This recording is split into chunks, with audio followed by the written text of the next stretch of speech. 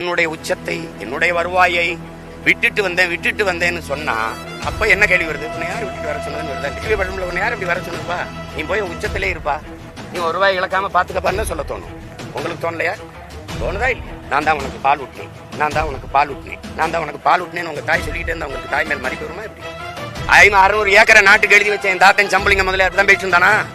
சொத்தம்பிட்டே with நாட்டுக்காக சுதந்திரத்துக்கு செலவழிச்சு செக்கெழுத்து செத்தானே என் பாட்டேங்க பாபுச்சி அப்படிதான் பேசியிருந்தானா? அப்படிதான் பேசியிருந்தானா சொல்லுங்க. 9 வருஷம் சிறையில் இருந்தேன், 9 வருஷம் சிறையில் இருந்தேன். என் சொத்தை எல்லாம் ஏழை எளிய மக்களுக்கு எழுதி கொடுத்தேன். என் தாத்தன் தெய்வ திரு முத்துராமலிங்கர் சொன்னாரா? எங்க தாத்தா காமராஜ் நான் உங்களுக்காக நான் வாழ்க்கையை இழந்தேன், திருமணமே பண்ணிக்காம இருந்தேன் அப்படின்னு தான் சொல்றாங்களா யாராவது? அவர் என் தம்பி, அவர் சொல்லக்கூடாது, அப்படி சொல்லாத அப்படின்னு சொல்ல வேண்டிய கடமையும் பொறுப்பும் எனக்கு இருக்கு. பாய்ந்து ஓடுவான். ஏன்னா நான் இன்டர்நேஷனல் டெரரிஸ்ட். எனக்கு எந்த நாட்டிலே இறங்க விட மாட்டான், எந்த விடுதியிலையும் எனக்கு இடம் கொடுக்க மாட்டாங்க. வாகனத்திலே தான் படுத்திருப்பேன். சிறைக்குள்ள தனிமை சிறை இருக்குல்ல, எல்லாரும் சிறையில் இருப்பாங்க. எனக்கு தனி வளாகம், தனி சிறை, ஒரே ஆள் உட்காந்துருக்கணும்.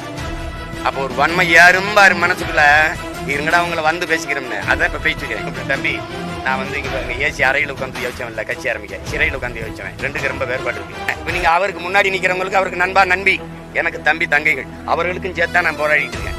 நீ வரும்போது பெரியாரு அண்ணா எம்ஜிஆர் எல்லாம் தூக்கிட்டு வருவாங்க கண்டா. இதை எழுத்தாயா ரொம்ப நாளா சண்டை போட்டுருக்கோம்.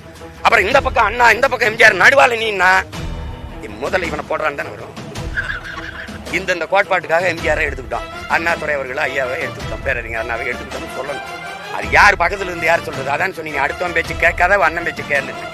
இந்த கட்சி சரியில்லை, நான் சொல்றேன். இந்த ஆட்சி சரி. நான் ஆள் மாற்றம் ஆட்சி மாற்றத்துக்கு வரல, அரசியல் அமைப்பு அடிப்படை மாற்றத்துக்கு வரேன் அப்படின்னு நான் சொல்றேன். இங்க தேர்தல் அரசியல், கட்சி அரசியல் இருக்கு, மக்கள் அரசியல் இல்ல. மக்கள் அரசியலுக்கு போறேன் அங்க சொல்றேன். இங்கே செய்தி அரசியல், விளம்பர அரசியல் தான் இருக்கு, சேவை அரசியலோ செயல் அரசியலோ இல்ல. அதை நோக்கி போறேன் அப்படின்னு நான் சொல்றேன். எப்படி போறேங்கிறதையும் சொல்றேன். அப்படி சொல்லணும். சரி இல்லைன்னு சொல்றதுக்கு ஒரு ஆள் தேவையில்லை, எது சரின்னு சொல்றதுக்கு ஒரு ஆள் தேவைப்படுது. அதை வச்சுக்கிட்டு திருப்பி அதே பேரறிஞர் அண்ணா, அதே ஐயா எம்ஜிஆர் இவர்களை கூட்டிட்டு வந்தா சரி. எம்ஜிஆர் கேட்கிற இந்த நாட்டுல கல்வி மருத்துவம் தனியார் மயமானதுக்கு காரணம் யாராவது? இந்த தமிழ் பயிற்று மொழியாவும் ஆங்கிலம் பாட மொழியாவும் இருக்கு. தமிழ் பயிற்று மொழி, ஆங்கிலம் பாடமொழி, இது ஏற்படுது. ஆங்கிலம் பயிற்று மொழி, தமிழ் பாடமொழியா மாறினது எப்போ? திருப்பி இந்தி எல்லாம் பாடமொழி, தமிழ் விருப்பமொழி. விருப்பமொழின்னு எந்த தமிழன்னு விருப்பம். இந்த நிலைக்கு தள்ளினது யார்? முல்லை பெரியாற்று அணையை பாதுகாக்கிற உரிமை தமிழ்நாட்டுக்கு இருக்கு. கையெழுத்து போட்டு கேரளாவுக்கு தாரை வார்த்து கொடுத்த புரட்சி தலைவர் யார்? பெருமகன் யார்? நாங்க போற்றோம். காரணம், என் தலைவனை பெத்த மகன் போல நேசிச்சு ஈழ விடுதலை போராட்டத்தில் அவர் பங்களிப்பை நாங்க மறுக்கல. ஆனால் இந்த இடத்துல இதையெல்லாம் மறக்க முடியாது. உங்களுக்கு விளங்குதா? அது மாதிரி பேரறிஞர் அண்ணா அவர்களை நாங்க ஏன் தொடாம இருக்கோம்னா, அவர் போராடி 47 கட்சி ஆரம்பிச்சு 67 ஆட்சி, 49 ஆரம்பிச்சு 67 1.5 ஆண்டுகள் தான் இருக்குது. ஒருவேளை அவர் 5 ஆண்டுகள் ஆட்சி முழுமையா பண்ணியிருந்தா நல்ல ஆட்சி கொடுத்து நிறைவு செய்து தொடங்கி இருக்கலாம். கெடுவாய்ப்பா அவர் 1.5 ஆண்டுகள் இறந்துவார். அவருடைய ஆட்சியில குறை சொல்ல முடியும். அவருடைய ஆட்சியிலே ஒரே ஒருத்தர் மேல ஊழல் குற்றச்சாட்டு வருது. பொதுப்பணித்துறை அமைச்சர் ஒருத்தர் மேல குற்றச்சாட்டு. அது யார் மேல தெரியுமா? நம்முடைய ஐயா கருணாநிதி அவர்கள் மேல. ஐயா இறந்துறாரு, அவர்கிட்டே ஆட்சி வந்துருது. அதுக்கப்புறம் என்ன நடக்குதுன்னு பார்த்தோம். பல தடவை சொல்லிட்டேன். நெடுஞ்செழியன்ட்ட போகாம ஒரு கொடுஞ்சனியன்ட்ட போனதுனால நாடு நாசமாயிடுச்சுறான்னு. அது கேட்டேன் நான் எல்லார்ட்டையும். நீங்க ஏன் இந்த வேலையை செஞ்சீங்க? ஐயா வதறிக்கலாம். நெடுஞ்செழியன் நல்லவரா இருந்தாரு, இவர் தாண்டா வல்லவரா இருந்தாரு. இந்த வசனம் பேசினால உயிரோட அவர் நீ புதிய ஒரு கோட்பாடு கொண்டு வரும்போது வரலாறு திரும்புதுன்னு அதே இடத்துல நின்றுகிட்டு இருந்தா நாங்க தான் வரலாறு திரும்புதுன்றோம். பெரியார் தான். பெரியார் இல்லைன்னா இங்க ஒண்ணும் இல்ல. உங்களுக்கு பெரியாரால ஒண்ணும் இல்லை. எங்களுக்கு எல்லாமே பெரியார். உங்களுக்கு எங்கள் முன்னவர்கள் எல்லாருமே எங்களுக்கு பெரியார். எப்படி? இதுல யாரு? அயோத்திதாசர் பெரியார், எம்சி ராஜா பெரியார் இருக்குல்ல. சிங்கார வேலர், சிங்கார வேலரை தாண்டியா சாதி ஒழிப்பா, சமூக நீதியா, அதெல்லாம் இருக்கா? பெண்ணிய உரிமையா? எப்படி? என்ஜாய்மெண்ட் வித்தவுட் ரெஸ்பான்சிபிலிட்டி, அதையா? எதை ஏற்கிறீங்க?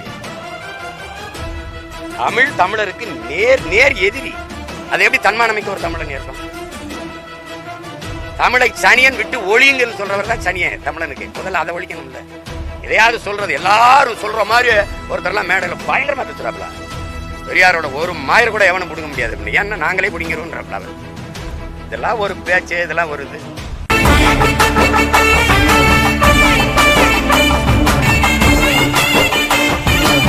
சார், விஜயோடைய வருகையை நீங்க விமர்சிச்சிருந்தீங்க. அதாவது நாங்க கூப்பிட்டோமா, வேற யார் கூப்பிட்டாங்கிற ஒரு கேள்வி கேட்டிருந்தீங்க. உங்களுடைய பழைய காணொலியை விஜய் வரணும், தம்பி வரணும்னு சொல்லி இந்த காணொலியை ஒன்னா சேர்த்து சமூக வலைதளங்கள்ல ஒப்பிட்டு கேட்கறாங்க. எப்படி பாக்குறீங்க? ஏன்னா நீங்க வரணுங்கிறத இப்ப நான் வந்திருக்கேன்னு வச்சுக்கிறேங்க. ஒரு சேவை செய்யும்போது எங்க ஊர்ல ஒரு நாடகத்துல பப்புன்னு பாடுவாப்ல. நாட்டுக்கு சேவை செய்ய நாகரிக கோமாளி வந்தேனுங்க அப்படின்னு. நீங்கள் மக்களுக்கு சேவை செய்ய வரும்போது சேவை செய்ய வந்தேன்னு இருக்கணும்.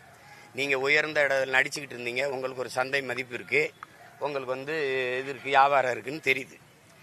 நான் உங்களுக்காக என்னுடைய உச்சத்தை, என்னுடைய வருவாயை விட்டுட்டு வந்தேன்னு சொன்னால் அப்போ என்ன கேள்வி வருது? உன்னை யார் விட்டுட்டு வர சொன்னதுன்னு வருதா இல்லையா? வருதா இல்லையா? 500-600 ஏக்கரை நாட்டுக்கு எழுதி வச்ச என் தாத்தன் சம்பளிங்க முதல்ல அப்படிதான் பேசிட்டு இருந்தானா? சொத்தம்பட்டையும் விற்று நாட்டுக்காக சுதந்திரத்துக்கு செலவழிச்சு செக்கெழுத்து செத்தானே என் பாட்டேங்க வாவுசி, அப்படிதான் பேசிட்டு இருந்தானா? அப்படிதான் பேசிட்டு இருந்தானா சொல்லுங்க. 9 வருஷம் சிறையில் இருந்தேன், 9 வருஷம் சிறையில் இருந்தேன், என் சொத்தை எல்லாம் ஏழை எளிய மக்களுக்கு எழுதி கொடுத்தேன் என் தாத்தன் தெய்வ திரு முத்துராமலிங்கத்தர் சொன்னாரா? எங்கள் தாத்தா காமராஜ் நான் உங்களுக்காக நான் வாழ்க்கையை இழந்தேன், திருமணமே பண்ணிக்காம இருந்தேன் அப்படிலாம் சொல்கிறாங்களா யாராவது? அப்படி யாரையும் உங்களை ஒன்றும் சொல்லலைங்கிறதான் கேள்வி. வந்தா சொல்லக்கூடாது, வந்துட்டு எல்லாம் சொல்லக்கூடாது. புரியுதா? அது எப்படி இருக்குன்னா, நீங்கள் அதை ஒன்றும் கேட்கவே இல்லைங்கிற கேள்வி படும்ல. உன்னை யார் அப்படி வர சொன்னதுப்பா? நீ போய் உச்சத்திலே இருப்பா, நீ ₹1 இழக்காம பார்த்துக்கப்பான்னு சொல்ல தோணும். உங்களுக்கு தோணலையா? தோணுதா இல்லையா? நான் தான் உனக்கு பால் ஊட்டினேன், நான் தான் உனக்கு பால் ஊட்டினேன், நான் தான் உனக்கு பால் ஊட்டினேன்னு உங்கள் தாய் சொல்லிக்கிட்டே இருந்தா உங்களுக்கு தாய் மேல் மதிப்பு வருமா? எப்படி சொல்லுங்க? நான் சொல்றது நேசம் வருமா, வெறுப்பு வருமா? அதனால அது ஒரு தலைவனுக்கு அழகு இல்லை. வந்தோம், நம்ம செய்கிறோம், இது என் கடமை, நாங்கள் செய்கிறோம் அப்படின்னு வரணும். என்னை வாழ வச்ச மக்களுக்கு நான் அவங்களுக்கு ஏதாவது செய்யணும்னு நினைக்கிறேன்னா செய்யணும். அதை விட்டு சொல்லிக்கிட்டே இருக்கக்கூடாது. அப்போ அந்த கேள்வி உங்களுக்கு எல்லாம் இருக்கலாம், இவருக்கு எல்லாம் இருக்கலாம். அவர் என் தம்பி, அவர்கிட்ட சொல்லக்கூடாது, அப்படி சொல்லாத அப்படின்னு சொல்ல வேண்டிய கடமையும் பொறுப்பும் எனக்கு இருக்கு. புரியுதா? நேச்சதுனால தான் சொல்கிறேன். இப்போ நீங்கள் அவருக்கு முன்னாடி நிற்கிறவங்களுக்கு அவருக்கு நண்பா நண்பி, எனக்கு தம்பி தங்கைகள், அவர்களுக்கும் சேர்த்தான் நான் போராடிட்டு இருக்கேன். புரியுதா? அவருக்கு கடை வச்சுட்டு இருக்கு, ஒரு நாட்டுக்கு பறக்க முடியும்ல, எனக்கு இருக்கா? அவரை இப்போ வச்சு கூட படம் எடுக்கால் இருக்கு, எனக்கு ஏதாவது படம் தயாரிக்கால் இருக்கு. அதில் பாய்ந்து ஓடுவான். ஏன்னா நான் இன்டர்நேஷ்னல் டெரரிஸ்ட்டு, எனக்கு எந்த நாட்டிலையும் இறங்க விட மாட்டான். எனக்கு வந்து முதல்ல இதெல்லாம் ஒரு கஷ்டங்கிறப்பல நான் 2008 2009 இந்த ஆட்சியாளர்கள் காங்கிரஸ் திமுக எதுக்கும்போது தங்க இடம் தர மாட்டான். எந்த விடுதியிலையும் எனக்கு இடம் கொடுக்க மாட்டாங்க. வாகனத்திலே தான் படுத்திருப்பேன். எங்கே குளம் இருக்கோ அங்கே போய் குளிச்சுட்டு அங்கே போய் காலை வேலைகளை முடிச்சுட்டு பயணம் பண்ணுவேன். அப்போ எவ்வளோ வழி தாங்கியிருப்பேன். சிறைக்குள்ள தனிமை சிறை இருக்குல்ல, எல்லாரும் சிறையில் இருப்பாங்க. எனக்கு தனி வளாகம், தனி சிறை, ஒரே ஆள் உட்காந்துருக்கணும். 6 மாதம் ஒரே ஆள் ஒரு சிறையில் உட்காருங்க, எப்படி இருக்குன்னு பாருங்க. புத்தகமும் நானும் தான். அப்போ ஒரு வன்மை யாரும் பாரு மனசுக்குள்ள, இருங்கடா அவங்கள வந்து பேசிக்கிறோம்னு. அதுதான் இப்போ பேசிட்டு இருக்கிறேன். சும்மா வந்து சீமானு அவரும் தம்பி, நான் வந்து இங்கே பாருங்க, ஏசி அறையில் உட்காந்து யோசிச்சவன் இல்லை, கட்சி ஆரம்பிக்க சிறையில் உட்காந்து யோசிச்சவன். ரெண்டுக்கு ரொம்ப வேறுபாடு இருக்கு. இப்படி பேசிட்டு கூடாது. ஏன் அப்படி வரேன்னு சொன்னோம், வரணும்னு சொன்னோம். நீ வரும்போது பெரியார், அண்ணா, எம்ஜிஆர் எல்லாம் தூக்கிட்டு வருவான். என்ன கண்டா? திமுக யாரு? அண்ணா தோற்றுவித்தது. அதை ஒழிக்கணும்னு நினைக்கிறோம். திராவிட கட்சி ஊழல்ல ஊறி தலைச்ச ஒரு கேடுகட்ட ஆட்சி கட்சி, அதை ஒழிக்கணும்னு நினைக்கிறோம். இந்த பக்கம் இந்த அதிமுக, இதை தொடங்கினவர் யாரு சொல்லுங்க? எம்ஜிஆர். இது ரெண்டு தனித்தனியா இருக்கு. ரெண்டையும் எடுத்து சண்டை போட்டுக்கணும். ரெண்டையும் ஒட்டி ஒன்னா கொண்டு வந்தா கோவரமா நீங்க சொல்லுங்க. இதை எதிர்த்தாயா ரொம்ப நாளா சண்டை போட்டுக்கிட்டு இருக்கோம். அப்புறம் இந்த பக்கம் அண்ணா, இந்த பக்கம் எம்ஜிஆர், நடுவால நீன்னா முதல்ல இவனை போடுறான்னு தானே வரும். ஏப்பா நீ அந்த பக்கம் ஒரு கட்சி வச்சிருக்கிறாரு, அவரை ஒழிக்கணும்ன்ற திமுகவை தொடங்கினவரை தூக்கிட்டு வரப்பல. என்னைய கொல்லணும்ட்டு என்னை பெத்த அப்பனை கும்பிட்டுட்டு வந்தீங்கன்னா அப்படிற அவன் பெத்தா புள்ளதானே நானு. இது என்ன கோட்பாடு சொல்லு நீ? இப்போ வந்து எடப்பாடி ஐயா வந்து பாருங்க, அந்த கட்சி எப்படி இருக்குன்னு தெரியல, எங்க போச்சுன்னு தெரியல. அவர் 4 வருஷம் முதலமைச்சராக இருக்கும்போது இதே இதை பேசியிருக்கலாம்ல. அது வந்து அது சரியில்லை. எம்ஜிஆரை ஏன் எடுத்துக்கிட்டீங்க? இந்த கோட்பாட்டுக்காக எம்ஜிஆரை எடுத்துக்கிட்டோம், அண்ணாதுரை அவர்களை ஐயாவை எடுத்துக்கிட்டோம், பேரறிஞர் அண்ணாவை எடுத்துக்கிட்டோம்னு சொல்லணும். அது யார் பக்கத்துல இருந்து யார் சொல்றது? அதான் சொன்னீங்க, அடுத்தவன் பேச்சு கேட்காத அண்ணன் பேச்சு கேளுன்னு. நீ என்ன நினைக்கிற? அண்ணா வச்சா திமுக வாக்கு எங்கிட்ட எடுத்துடலாம், எம்ஜிஆரை வச்சா அதிமுக அவர் பழகினமா இருக்கு அந்த வாக்கு எடுத்துடலாம். இது நீங்க என்ன சொல்லி வாக்கு கேட்க போறீங்க? இந்த கட்சி சரியில்லை, நான் சொல்றேன். இந்த ஆட்சி சரியில்லை. நான் ஆள் மாற்றம் ஆட்சி மாற்றத்துக்கு வரல, அரசியல் அமைப்பு அடிப்படை மாற்றத்துக்கு வரேன் அப்படின்னு நான் சொல்றேன். இங்கே தேர்தல் அரசியல், கட்சி அரசியல் இருக்கு, மக்கள் அரசியல் இல்லை. மக்கள் அரசியலுக்கு போறேன் அங்க சொல்றேன். இங்கே செய்தி அரசியல், விளம்பர அரசியல் தான் இருக்கு. சேவை அரசியலோ செயல் அரசியலோ இல்லை. அதை நோக்கி போறேன் அப்படின்னு நான் சொல்றேன். எப்படி போறேங்கிறதையும் சொல்றேன். அப்படி சொல்லணும். குறையே சொல்லிக்கிட்டு இருக்க கூடாது. இவர் சரியில்லை, இவர் சரியில்லை. யாரு சரின்னு கேட்பான். நான் சரின்னு சொல்லணும். நான் எப்படி சரின்னு விளக்கணும். புரிஞ்சிருச்சுன்னு நினைக்கிறேன். சரியில்லைன்னு சொல்றதுக்கு ஒரு ஆள் தேவையில்லை. எது சரின்னு சொல்றதுக்கு ஒரு ஆள் தேவைப்படுது. அதுதான் இங்க தேவைப்படுது. அதை வச்சுக்கிட்டு திருப்பி அதே பேரறிஞர் அண்ணா, அதே ஐயா எம்ஜிஆர் இவர்களை கூட்டிகிட்டு வந்தா சரி. எம்ஜிஆர் கேட்குற, இந்த நாட்டில் கல்வி மருத்துவம் தனியார் மயமானதுக்கு காரணம் யார்? யாராவது சொல்லுங்க. கல்வி மருத்துவம் அரசுகிட்ட இருக்குது, அதை தனியாருக்கு கையெழுத்து போட்டு கொடுத்தால் யார்? யாராவது சொல்லுங்க. சொல்லுங்க, யாராவது சொல்லுங்க. எம்ஜிஆர். நான் தான் சொல்லல, இல்ல இல்ல நடந்ததை சொல்றேன். இல்ல நான் தான் சொல்றேன்னா ஏதோ குற்றச்சாட்டு நினைச்சிருக்க போறாங்க. அப்படி அப்படி அப்படி சொல்லக்கூடாது, அப்படி சொல்லக்கூடாது. இருங்க. இந்த தமிழ் பயிற்று மொழியாகவும் ஆங்கிலம் பாடமொழியாகவும் இருக்கு. தமிழ் பயிற்று மொழி, ஆங்கிலம் பாடமொழி, இது ஏற்புடையது. ஆங்கிலம் பயிற்று மொழி தமிழ் பாடமொழியா மாறினது எப்போ? எப்போன்னு சொல்லுங்க. ஆங்கிலம் பயிற்று மொழி, தமிழ் பாடமொழி. திருப்பி இந்தி எல்லாம் பாடமொழி, தமிழ் விருப்பமொழி. விருப்பமொழின்னு எந்த தமிழனும் விரும்பல. இந்த நிலைக்கு தள்ளினது யாரு? முல்லை பெரியாற்று அணையை பாதுகாக்கிற உரிமை தமிழ்நாட்டுக்கு இருந்தது. கையெழுத்து போட்டு கேரளாவுக்கு தாரை வார்த்து கொடுத்த புரட்சி தலைவர் யாரு? பெருமகன் யாரு? நாங்க போட்டுறோம். காரணம், என் தலைவனை பெத்த மகன் போல நேசிச்சு ஈழ விடுதலை போராட்டத்தில் அவர் பங்களிப்பை நாங்க மறுக்கல. ஆனால் இந்த இடத்துல இதையெல்லாம் மறக்க முடியாது. உங்களுக்கு விளங்குதா? அது மாதிரி பேரறிஞர் அண்ணா அவர்களை நாங்க ஏன் தொடாம இருக்கோம்னா, அவர் போராடி 47 கட்சி ஆரம்பிச்சு 67 இப்போ ஆட்சி 49 ஆரம்பிச்சு 67 1.5 ஆண்டுகள் தான் இருக்குது. ஒருவேளை அவர் 5 ஆண்டுகள் ஆட்சியை முழுமையா பண்ணியிருந்தா நல்ல ஆட்சி கொடுத்து நிறைவு செஞ்சு தொடங்கி இருக்கலாம். ஒரு கெடுவாய்ப்பா அவர் 1.5 ஆண்டுகளை இறந்துறாரு. அவருடைய ஆட்சியில குறை சொல்ல முடியாது. அவருடைய ஆட்சியிலே ஒரே ஒருத்தர் மேல ஊழல் குற்றச்சாட்டு வருது. பொதுப்பணித்துறை அமைச்சர் ஒருத்தர் மேல குற்றச்சாட்டு வருது. அது யார் மேல தெரியுமா? நம்முடைய ஐயா கருணாநிதி அவர்கள் மேலதான். ஐயா இறந்துறாரு, அவர்கிட்டே ஆட்சி வந்துருது. அதுக்கப்புறம் என்ன நடக்குதுன்னு பார்த்துக்கிறோம். உங்களுக்கு புரிஞ்சிருச்சு. நான் பல தடவை சொல்லிட்டேன். நெடுஞ்செழியன்ட்ட போகாம ஒரு கொடுஞ்சனியன்ட்ட போனதுனால நாடு நாசமாயிருச்சுறான்னு. அது கேட்டேன் நான் எல்லார்ட்டையும். நீங்க ஏன் இந்த வேலையை செஞ்சீங்க ஐயா வாதரிக்குன்னா, நெடுஞ்செழியன் நல்லவரா இருந்தாரு, இவர் தாண்டா வல்லவரா இருந்தாரு அப்படி. இந்த வசனம் பேசினாலாம் உயிரோட இருக்கு. தவறு. நீ புதிய ஒரு கோட்பாடு கொண்டு வரும்போது வரலாறு திரும்புதுன்ட்டு அதே இடத்துல நின்றுகிட்டு இருந்தா நாங்க தான் வரலாறு திரும்புதுன்றோம். பெரியார் தான். பெரியார் இல்லைன்னா இங்க ஒண்ணும் இல்ல. உங்களுக்கு பெரியாரால ஒண்ணும் இல்ல. எங்களுக்கு எல்லாமே பெரியார். உங்களுக்கு எங்கள் முன்னவர்கள் எல்லாருமே எங்களுக்கு பெரியார். எப்படி? இதுல யாரு இப்ப வணக்கம் போட்டான்ல, இவன் என் இனத்தின் மாபெரும் பெரியார். எப்படி? மாபெரும் பெரியார். அயோத்திதாசர் பெரியார், MC ராஜா பெரியார் இருக்குல்ல. சிங்கார வேளரிசி, சிங்கார வேளரை தாண்டியா ரொம்ப ஒரு தாள் சோரட்டி வெட்டி கொண்டு போட்டுக்கிட்டு இருந்தாங்க. இப்ப நான் வந்த பிறகு 6 தாள் கருத்தரங்குகள் என்ன, கவி அரங்குகள் என்ன. பெரியார உயிர் போட வச்சுக்கிறதே நான் தான்ப்ப. அவன் கத்துறாப்ல. எங்க அண்ணன் ஜெயக்குமார் எல்லாம் பேசுறாரு பெரியார்ல. பார்ப்பன எதிர்ப்பு, பிராமண பெண்ணையே தலைமையேற்று இருந்தீங்க நீங்க.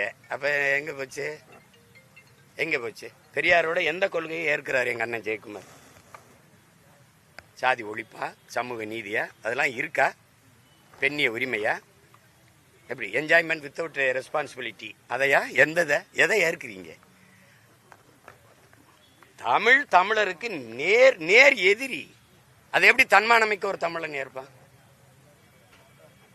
தமிழை சனியன் விட்டு ஒழியுங்கன்னு சொல்றவர் தான் சனியன் தமிழனுக்கு. முதல்ல அதை ஒழிக்கணும்ல. எதையாவது சொல்றது எல்லாரும் சொல்ற மாதிரி ஒருத்தர்லாம் மேடையில பயங்கரமா பேசுறாப்புல. பெரியாரோட ஒரு மாயிர கூட எவனும் பிடுங்க முடியாது அப்படின்னு. ஏன்னா நாங்களே பிடிங்கிறோம்ன்றப்பல அவரு. இதெல்லாம் ஒரு பேச்சு, இதெல்லாம் ஒரு இது.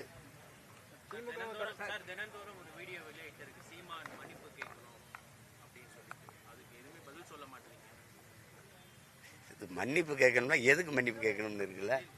15 வருஷமா என்னை அசிங்கப்படுத்திட்டே இருக்கிறதுக்கு ஒருத்தர் மன்னிப்பு கேட்கணுமா? அத தம்பி, எது கோர்ட்டு சொல்லும் போது சொல்லுவோம். கோர்ட்டு சொல்லணும், இன்னும் சொல்லல. சுமார் இதெல்லாம் எடுத்துக்கிட்டு கேள்வி கேட்டுக்கிட்டு இருக்கக்கூடாது. சமரசம் எனக்கு எதுக்கு? நான் என்ன செஞ்சு சமரசம் செய்யணும்? எதுக்கு சமரசம்? உங்களை மாதிரி சமூகத்தில் நான் பிறந்ததுக்கு வேணா கேவலப்பட்டு வெக்கப்பட்டு சாகலாம். ஒருத்தன் வந்து 15 வருஷமா திருமணமாகி வாழ்றவன ஒரு பொதுத்தளத்தில் மக்களுக்காக நிற்கிறவன தேர்தல் வரும்போதெல்லாம் கூட்டிட்டு வந்து பேச விடுவீங்க. அந்த பேச்சை கேட்குறீங்க. இப்போ நான் வந்து ஒரு பெண் என்னை காதலிச்சு கல்யாணம் பண்ணிக்கிறேன்னு சொல்லி ஏமாத்திட்டு போயிடுச்சுங்கன்னு அது புருஷன் பொண்டாட்டியோட வாழ்ற போது நான் புகார் அளித்தா நீங்கள் செருப்பு கழட்டி அடிப்பில அடிக்க மாட்டீங்களா? கேட்கறதுக்கு பதில் சொல்லுங்க. அடிப்பில அடிக்க மாட்டேன். அடிப்பில ஓட்டு சொல்லலை. சட்டம்னு ஒன்று இருக்கு, மனச்சான்றுன்னு ஒன்று இருக்குல்ல. சட்டம்னு ஒன்று இருக்கு, மனச்சான்றுன்னு ஒன்று இருக்குல்ல. அப்புறம் கோர்ட்டு சொல்லுது. கோர்ட்டு நீட்டுக்கு விலக்களின்னு அரசு கொள்கை முடிவு எடுத்து சொல்லும்போது அது எழுத சொல்லுங்குது. குடிக்கிறதுல இருந்து விலக்களின்னா அரசின் கொள்கை முடிவு தலையிட முடியாதுங்குது. எந்த கோர்ட்டை மதிக்கிறீங்க? படிக்கிறதுல தலையிடுற நீதிமன்றம் குடிக்கிறதுல தலையிட முடியாது கொள்கை முடிவுன்னு சொல்லுத. அந்த நீதிமன்றத்தை அந்த நீதியை நீங்க போற்றியலான்னு கேட்டா பதில் வச்சிருக்கீங்களா? அமைதியா இருக்கிய? எது எது எதுக்கான எது எதுக்கானதுன்னு சொல்லுங்க. அதுக்கு பேசுங்க. நீங்க தொடர்ச்சியா இப்படி போட்டுக்கிட்டே இருக்காங்களேன்னு நீங்க கண்டீங்க. என்கிட்ட கேட்காதீங்க. நீதிமன்றம் சொல்லும் போது அது என்ன சொல்லுதோ அதை மதிப்போம். புரியுதா? இப்ப இது கேள்வி இல்லை.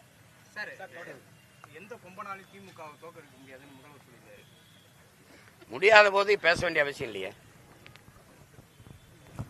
இப்ப யாருமே என்னை வீழ்த்த முடியாதுன்னா நான் தெருவில் நின்றுட்டு எவனுமே என்னை வீழ்த்த யாரோ வாங்கடா அப்படின்னா நீ பயந்துட்டான்னு அர்த்தம்.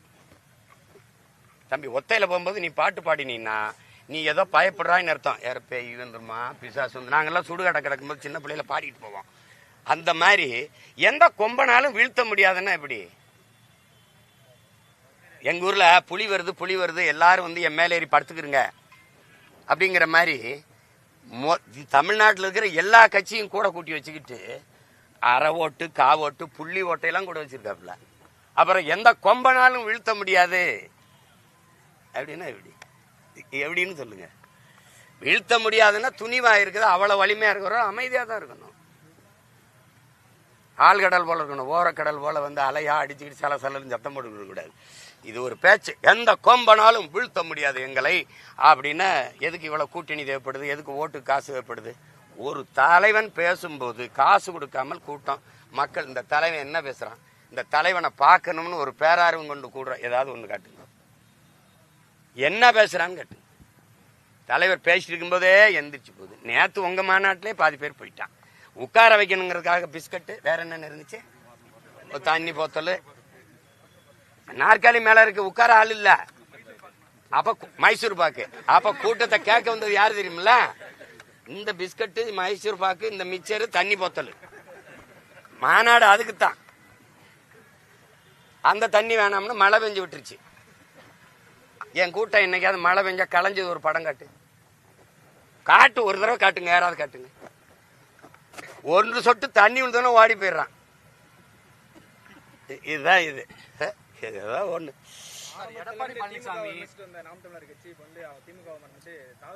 இப்ப இவன் நேரம் யார பேசிட்டு இருக்கிறேன்.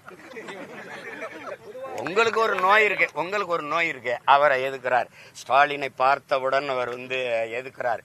அவர் பெட்டி வாங்கிட்டாருன்னு சொல்ற நீங்க. ஐயா ஸ்டாலின் எனக்கு பெட்டி கொடுத்துட்டாருன்னு சொல்லுங்களேன். பெட்டி கொடுத்துட்டாரு சீமானுக்கு. ஸ்டாலின் பயந்துக்கிட்டு பெட்டி கொடுத்துட்டாரு சொல்லுங்களேன்.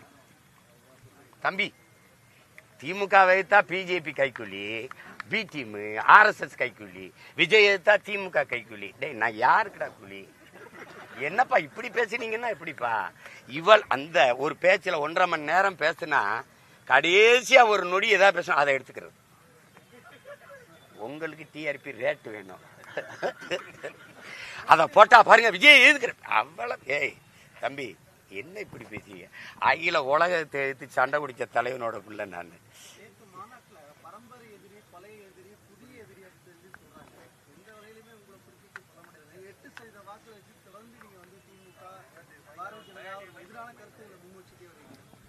எட்டு சதவீத வாக்குன்னு எவ்வளவு தம்பி லெலி? நீங்க எவ்வளவு சாதாரணமா 8%ங்கிறீங்க. தனிச்சு நின்று இந்த நாட்டில் ஒரு கட்சியை தனியா 8% வாக்கு வந்துச்சு. உங்க திமுகவுக்கு தனிச்ச வாக்கு எவ்வளவுன்னு முதல்ல சொல்லு. 79 வருஷம் உதயசூரிய சின்னத்தை வச்சு இவ்வளவு பெரிய கட்டமைப்பு, புறையோடிய போனிய கட்டமைப்பு, கிளைக்கழகம், ஒன்றிய கழகம், மாவட்ட கழகம் எல்லாம் வச்சிருக்கீங்க. அறிவாலயம் வந்து பாராளுமன்ற கட்டடம் மாதிரி வச்சுருக்கீங்க. எல்லா ஊர்லேயும் அண்ணா அறிவாலயம், கலைஞர் வச்சுக்கிட்டு இது இருக்குது. எத்தனை 28 வளைய இது இந்த அலைவரிசைகள் வச்சுருக்கு, தொலைக்காட்சி வச்சுருக்கு, எல்லாம் வச்சுக்கிட்டு நீங்கள் தனித்து நின்று வாங்க ஓட்டு காசு கொடுக்காம நம்ம 2 பேரும் நேரடியாக திமுக நாம் தமிழர் 26 தேர்தல் பேச்சு. கருணாநிதி மகன், பிரபாகரன் மகன் 2 பேரும் சண்டை. இது 8 விழுக்காடை நீங்க தொட்டுருங்க, அப்புறம் நான் அரசியல் பேசுறது விட்டு போயிடும். நீங்க தனிச்சு நிக்கணும், ஓட்டு காசு கொடுக்கப்படாது. அது யாரு உங்க அப்பா சமாதியில வேண்டாலும் சத்தியம் பண்ணுவோம், இல்ல பொதுவா இந்த எங்க தாத்தா சமாதினால சொல்லுவோம், இல்ல உங்க குலதெய்வம் சொல்லுங்க, இல்ல என் குலதெய்வம் சொல்லுங்க, போய் சத்தியம் பண்ணிட்டு போட்டி போடுவோம். சும்மா வந்து 8 விழுக்காடு 8 விழுக்காடு அவ்வளவு கோலமா போச்சா? அரை விழுக்காடு வச்சிருக்கோம், இது கூட சேர்த்துக்கிறேன். நான் கேட்கறதுக்கு பதில் 8 விழுக்காடு இருக்குல்ல, எனக்கு 8 விழுக்காடு தான் இருக்கு, ஒண்ணு இல்ல ஒண்ணு இல்ல. அப்புறம்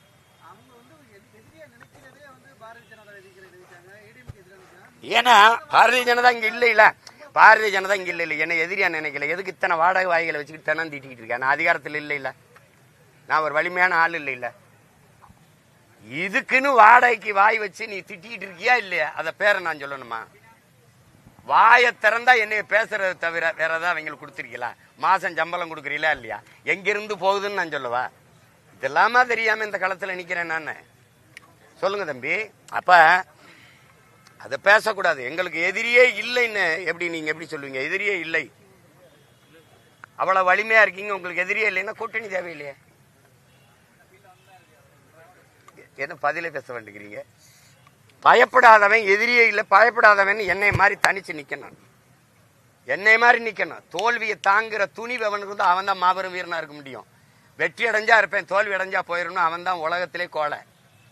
வெற்றியையும் தோல்வியும் சமமாக்கிறதுக்கிறவன் எவனோ அவன் தான் திறந்த வீரனா இருக்க முடியும்.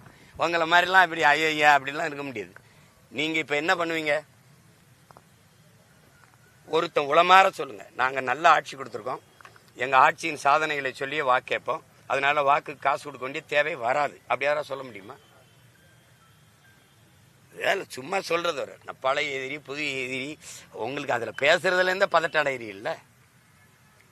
சார், எடப்பாடி பழனிசாமி ஒன்றிய உள்துறை அமைச்சரை போய் பார்த்தது தமிழ்நாட்டில் பெரும் விமர்சனத்துக்குள்ளாச்சு. ஏன்னா வந்து கூட்டணி பேச்சுவார்த்தையோ அல்லது வந்து உட்கட்சி பிரச்சனையோ வந்து தமிழகத்துக்கு தான் வந்து டெல்லியில் இருக்கிறவங்க வருவாங்க, தமிழ்நாட்டிலிருந்து டெல்லிக்கு போயிருக்கிறது வந்து புதுசா இருக்குன்னு அவருடைய பிஹேவியரன்ஸும் வந்து விமர்சனத்துக்குள்ளா இருக்கு. நீங்க எப்படி பாக்குறீங்க? அதாவது கொரோனா இருந்தா நோய் தொற்று இருக்குன்ற இல்ல, அது முகத்தை தொடச்சிட்டா கட்டிக்கிட்டு வர வேண்டியது இல்லை. இல்ல நீங்க அவங்க அரசியலை பார்க்கணும். இப்ப கட்சி நீங்க என்ன பார்க்கணும்னா, நாடாளுமன்ற தேர்தலில் இந்தியாவை யார் ஆள்றதுங்கிற தேர்தலில் இங்கே காங்கிரஸ் கூட திமுக நிக்குது, அங்கே பிஜேபி கூட ஒருவர் நின்று இருந்தா இப்ப 15 இடத்துக்கு மேல அவங்க வென்றிருக்க வாய்ப்பு இருக்கு. ஏன்னா மோடி பிரதமர்னு தம்பி அண்ணாமலை அமைச்ச அந்த கூட்டணி 18 விழுக்காடை தொற்றுருக்கு. அது இங்கே சேர்ந்துருந்துச்சுன்னா அவருக்கு வந்து 15 MP 2 கேபினெட் ஒரு தனித்த மந்திரியை வாங்கியிருக்க முடியும். அதை அவர் செய்யலை. ஆனால் அவருக்கு அவங்களுக்கு இருக்கிற பிரச்சனை என்னையே முன்னிறுத்தி அது ஒரு அணியை முன்னிறுத்தி நேரடியாக திமுக சீமான்னு சண்டையை நிறுத்திடுமோங்கிற பயம். அந்த வேலை நடக்குது நகருதுன்னு ஒரு இது செய்தி வந்தவொடனே டபக்குன்னு கட்சியை காப்பாற்றணும்னு போய் சேர்ந்துட்டாப்புல. இப்போ வந்து கட்சியில் இருக்கிற பிரச்சனை, அம்மா சசிகலா வேற வெளியேற்றியாச்சு, ஐயா டிடிவியே வெளியேற்றியாச்சு, எங்கள் அப்பா ஓபிஎஸ்ஸை வெளியேற்றியாச்சு. இப்போ இதில் முக்குளத்தூரெல்லாம் பெரும் வெறுப்பில் இருக்கான். இதை எப்படி சமன் செய்யறதுன்னு தெரியல. மதுரையில் போயிட்டு விண்ணூர்தி நிலையத்துக்கு எங்கள் தாத்தா முத்துராமலிங்கத்தோர் பேரை வைக்க சொல்கிறாப்புல, அப்போவாது ஓட்டு கிடைக்குமான்னு. அங்கே போய் பாரத ரத்னா விருது கேட்குறாரு. அதில் எங்களுக்கு பெருமை தான். என்னோட தனிப்பட்டதில் எங்கள் தாத்தா முத்துராமலிங்கத்தேவருக்கு அந்த பாரத ரத்னா விடுவருக்குள்ள பெருமை இருந்தாலும் அது அவர் புகழுக்கு போதுமானது இல்லை. வேணா பாரத ரத்னாவின் ரத்னான்னு வேணா நான் கொடுக்கலாம். நீ விளையாட்டு வீரனுக்கு கொடுக்குற, சச்சின் டெண்டுல்கருக்கு எல்லாருக்கும் கொடுக்குற, அதை எங்க தாத்தனுக்கும் கொடுக்குற, சுபாஷ் சந்திர போஸுக்கும் கொடுக்குற, விடுதலை போராட்ட வீரன், அவனை கொண்டாந்து எல்லா தமிழ் மக்களின் நெஞ்சில நிறுத்தின மகனுக்கும் கொடுக்குற. இங்க விளையாட்டு வீரர் சச்சினுக்கு கொடுக்குற, விடுதலைக்காக போராடி செக்கிழுத்த என் பாட்டை இருக்கான் வாவுசி, அவனை கண்டுக்க மாட்டுற. இந்திய நிலத்திலே விடுதலைக்கு பாடிய பாவலன் என் பாட்டன் பாரதிக்கிணையான ஒரு பாவலன் இல்லை, அவனுக்கு நீ அந்த விருதை கொடுக்க மாட்ட. அப்போ ஒரு தமிழ் மகனை அந்த விருதுக்கு ஒரு மதிப்பும் இல்லைன்னு தான் நான் நினைப்பேன். அப்படிதான் நினைப்பேன் நான். நீ பசியோடு இருக்க எனக்கு பரிமாறாம அந்த புளிச்ச நல்லா கொளுத்து சாப்பிட்டு வந்தவனுக்கே போய் பரிமாறிக்கிட்டு இருக்கேன். அப்போ நான் பார்க்கும்போது அந்த உணவின் மேலே எனக்கு மதிப்பு வர மாட்டேங்குது. அப்படிதான் இதை பார்க்குறேன். அதனால இவர் இப்போ உங்களுக்கு போய் எதுக்கு பேசினார் உங்களுக்கு தெரியும். கட்சியில் இருக்க பிரச்சனையை சரி பண்ண போனாருன்னு உங்களுக்கு தெரியும். ஆனால் வெளியில் வந்து நீங்கள் வெளியிடுறது எங்கள் தாத்தா முத்துராமலிங்கத்தவருக்கு பாரத ரத்னா கேட்டாருங்கிறதான் செய்தியாக போடுறீங்க. அதானே போடுறீங்க. அதான் போடுறீங்க. அதை கேட்க போனவர் முகத்தை கட்டிட்டு வர வேண்டியது இல்லையே. அவர் தானே அவர் மகன் மிதுனியம் கட்டிட்டு வரணும். அவர் முகத்தை தொடச்சார். 2 பேருமே ஒரே நேரத்தில் தொடக்கிறீங்களா? தொடச்சி கீழே எடுத்துருவீங்களா? கட்டிக்கிட்டு வர வேண்டியது இல்லைல்ல. நீங்க போனது தெரியுது. அமித்ஷாவை சந்திக்க போனீங்கன்னு தெரியுது. செய்தி வந்துருச்சு. அப்புறம் மறைப்பு வேண்டியது இல்லையா? சார், தமிழக வெற்றி கழகத்துக்கு முன்னாடி நாம் தமிழர் கட்சியில தான் அதிக இளைஞர்கள் இருப்பாங்க. கூட்டங்களா இருக்கட்டும், போராட்டங்களா இருக்கட்டும், அவங்களை யாருமே விமர்சிச்சதில்லை. மற்ற கட்சிகளுடைய தொண்டர்களை விமர்சிச்சதில்லை. தாவேக்காவுடைய தொண்டர்களுடைய சமீபத்தில் அந்த கூட்டத்துல வந்து சுற்றுப்பயணத்துல தொடர்ந்து விஜயை தாண்டி அவர்களுடைய தொண்டர்களும் ரசிகர்களும் விமர்சிக்கப்படுறாங்க. எப்படி பாக்குறீங்க? அது என்ன மாதிரி இருக்கணும்னு நினைக்கிறீங்க? சின்ன பிள்ளைங்க அவங்களுக்கு வந்து இன்னும் நிறைய கத்துக்கணும், முதிர்ச்சி அடையணும். இப்போ முன்னாடியும் இளைஞர்கள் கூட்டமா இப்போ கோவையில் நடந்ததில் 2 பக்கமும் நிறைஞ்சு இளைஞர்கள் இருப்பாங்க. அநாகரிகமாக ஆர்ப்பரிக்க மாட்டாங்க. சீமான் வாழ்கன்னு யாராவது கத்தி பார்த்திருக்கீங்களா? தமிழ் தாய் வாழ்க, தலைவர் பிரபாகரன் வாழ்கம்பாங்க. இல்லைன்னா வீழ்வது நாமாக இருந்தாலும் வாழ்வது தமிழாக இருக்கும். முழக்கங்களை முன்வைப்பாங்களே வெளியே. அது இல்லை. கொஞ்சம் காலம் எடுக்கும். அவர் அரசியல் படுத்தி வர்றதுக்கு காலம் எடுக்கும். இப்போ ஒரு பேரார்வம் கொண்டு திரள்றதுனால அது போக போக போக பக்குவம் அடையணும். அதுக்கு ரொம்ப நாள் எடுக்கும். நான் வரும்போதே வலியோடு வந்த மகனால் அதை மெதுவாக பேசி இவ்வளோ நேரம் பேட்டி கொடுக்கும்போது அமைதியாக பின்னாடி இருக்கு இல்லையா? அந்த மாதிரி அது இருக்கிறது கடினம். புரியுதா? பத்திரிகையாளர்கள் மேலேயே அவங்க அநாகரிகமாக நடந்துக்கிறாங்க. அது தெரியல. அவர் இப்போ எவ்வளோ மூத்த பத்திரிகையாளர்னு தெரியல. அந்த இதெல்லாம் போக போக இப்போ பார்க்கும்போது இது தப்புன்னு அந்த இதில் பார்க்குறவருக்கு தெரியும். இப்போ மரத்து மேலே ஒரு பள்ளிக்கூடத்தில் போட்டு ஹாஸ்பிட்டல் சீட்டு மேலே ஏறி அது உடஞ்சி விழுந்துருச்சு. அது நீங்கள் தொலைக்காட்சியில் காட்டுவீங்கன்னு அவங்களுக்கு தெரியாது. இப்போ காட்டணும் தப்பு செய்யக்கூடாது. கொஞ்சம் கொஞ்சமாக தான் வரும். அது நான் வச்சிருக்கிறது நெல் மணிகள். நானும் சொன்னேனே, நான் பதறுகளுக்குள்ள நெல்மணியை தேடி வரல. நானே உழுது விதைச்சி அதை விளைய வச்சு அறுவடை செஞ்சு நல்ல நெல்மணிகளை கொண்டு போறேன்னு. அதுக்கு 15 ஆண்டுகள் காலம் எடுத்திருக்கு. இப்போ என்னோட 7 வயசு பிள்ளை என்னை தாண்டி பேசுவான். சீமானே பரவாயில்லப்பா, இவன் ரொம்ப பேசுறான்ப்பாங்கிற அளவுக்கு பேசுவான். அது காரணம் அது கற்பிக்கிறது தான். சார், உட்கட்சி விவகாரத்துக்கே டெல்லியில் போய் சந்திக்கிற எடப்பாடி பழனிசாமி அவர்கள் 2026 பாஜகவும் அதிமுக கூட்டணி தான் தமிழகத்தில் மிகப்பெரிய வெற்றியை பெறும்னு பேசிட்டு இருக்காரு.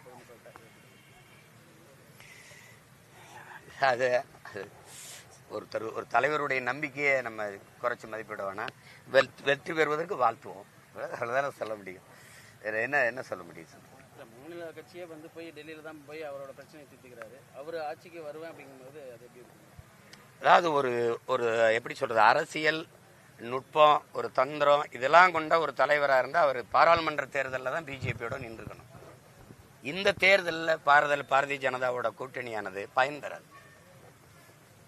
தமிழ்நாட்டை யார் ஆள்றதுங்கிறதுல இங்க இருக்கிற மாநில கட்சிகளுக்குள்ளதான் போட்டி இருக்குமே ஒழிய இந்திய கட்சிகளுக்கு இதுல இடம் இல்லை. அது தேவையற்ற சுமை. அது காங்கிரஸா இருக்கட்டும், பாரதிய ஜனதாவா இருக்கட்டும், அது பயனற்றது. ஏன்னா மாநில உரிமைக்கு இந்த மண்ணின் மக்களுக்காக நிக்காத கட்சிகளை போய் நீங்க தூக்கிட்டு வர்றது சரியா வராது. நீங்க பிஜேபி அவங்க நமக்கு மத்தியில எல்லா வரியும் எடுத்துக்கிட்டு நிதி தரலைன்னு இவங்க வயிற்றுல வாயில அடிச்சுட்டு புலம்புவாங்க. நாங்க தான் அதை கொண்டு வந்து இதே தான் பேசிட்டு இருப்பீங்க. அது அவங்க சொல்லுவாங்க நாங்க இவ்வளவு நிதி ரிலீஸ் பண்ணியிருக்கோம்பாங்க. அது என்ன வருது, வாரத்துக்கு ஒரு படம் தான் ரிலீஸ் ஆகுது வெளியே நிதி ரிலீஸ் ஆன மாதிரி நமக்கு ஒன்றும் தெரியல. அப்போ இதில் போய் நம்ம என்ன கருத்து பதிவு பண்ணுறது? அது அவங்கவுங்க மகிழ்ச்சி. நன்றி.